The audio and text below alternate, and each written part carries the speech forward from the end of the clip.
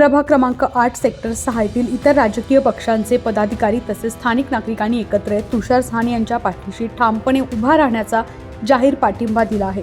येणाऱ्या निवडणुकीच्या पार्श्वभूमीवर प्रभागातील राजकीय चित्र स्पष्ट होत असून तुषार साहनी विश्वासार्ह व सक्षम उमेदवार असल्याचं मत नागरिकांनी व्यक्त केले।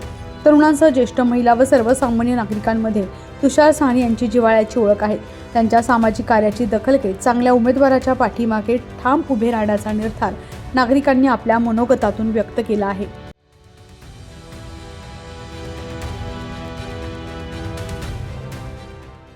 2026 रणधुमाळी मॅडम चालू झालेली आता बरेच वर्ष महानगरपालिकेच्या निवडणुका झाल्या नव्हत्या, प्रशासक नेमले गेले होते।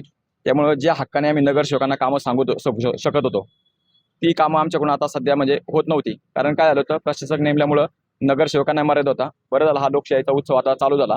2026 मध्ये ही रणधुमाळी जी चालू आहे महानगरपालिकेची, त्याच्यामध्ये अनेक इच्छुक उमेदवार सध्या उभे आहेत आणि लोकशाहीने प्रत्येकाला अधिकार दिला आहे त्या ठिकाणी निवडणूक लढण्याचा, देशाची सेवा करण्याचा।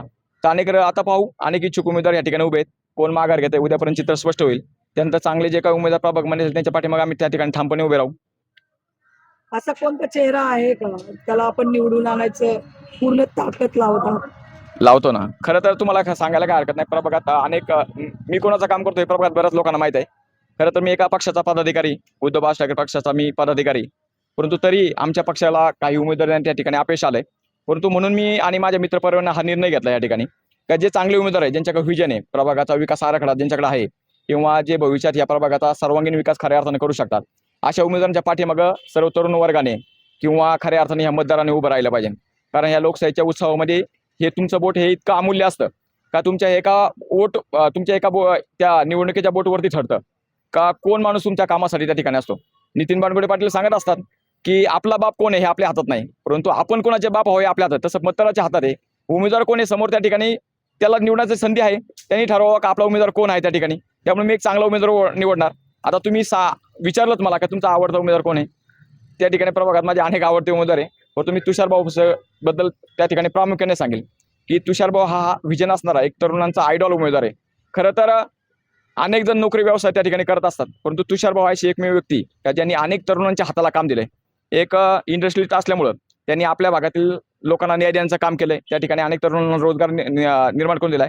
खरं तर निवडणूक आली का त्या ठिकाणी तरुणांना भरकटवण्यासाठी त्या ठिकाणी काहीतरी आमिष द्यायची, त्यांच्या हातात दारूचे ग्लास द्यायचे आणि ही पिढी कुठेतरी बरबाद करायची। पण तुषार भाऊ असं नेतृत्व आहे का त्यांना ह्या गोष्टी आवडत नाही।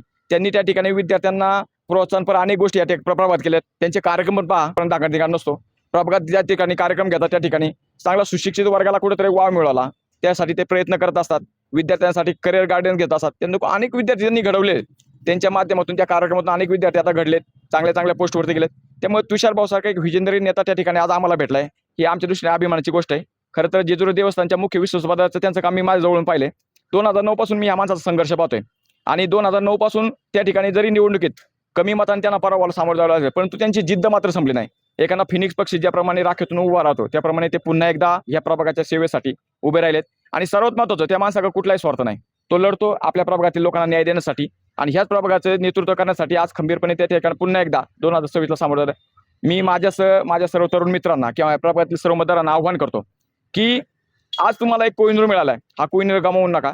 आज त्याच्या पाठीमागे ठामपणे उभे राहा, उद्या तो तुमच्या पाठीमागे तेवढाच ठामपणे उभे राहणार आहे। ह्या निवडणुकीने पाहत असताना लोकशाही टिकली पाहिजे ह्या दृष्टीने पाहिलं पाहिजे आणि त्यातल्या त्यात जो समाजाचे कामं सत्ता नसतानाही करू शकतो, रात्रंदिवस रात्री बेरात्री तुम्हाला फोन केला तरी हजर राहत असतो, अशा उमेदवाराच्या पाठीमागे आपण उभं राहू, ज्यांना निवडून देऊ, त्यांनी आपल्याकडे कुठल्याही परिस्थितीत विनामूल्य सेवा देण्याचं काम केलं पाहिजे, कर्मचाऱ्यांना धाकात ठेवलं पाहिजे आणि आपल्या भागातील स्वच्छता असेल, पाण्याची असेल, आरोग्य असेल, या सगळीकडे लक्ष दिलं पाहिजे। सगळेच उमेदवार हे देशाच्या सेवेसाठी किंवा महानगरपालिकेत सेवा करण्यासाठी उभे राहत असतात, सांगतात सेवा हा त्यांचा सांगण्याचा उद्देश असतो, परंतु काही मंडळी निवडून आल्यानंतर पाठ दाखवत सुद्धा नाहीत आणि त्या दृष्टीने आपण योग्य त्या उमेदवाराचा विचारच नक्की केला पाहिजे जो आपल्या समस्या सोडवण्याचं काम करतो। आपल्या प्रभागातील नागरिकांना काय आवाहन करणार आहोत आपण? आपल्या नागरिकांना काय प्रभागामध्ये पाण्याची, रस्त्याची आणि आरोग्याची सेवा मिळाली तर एवढी सेवा ते देऊ शकते, याच्यापेक्षा आपल्याकडे अवांतर सेवा काय मिळू शकते?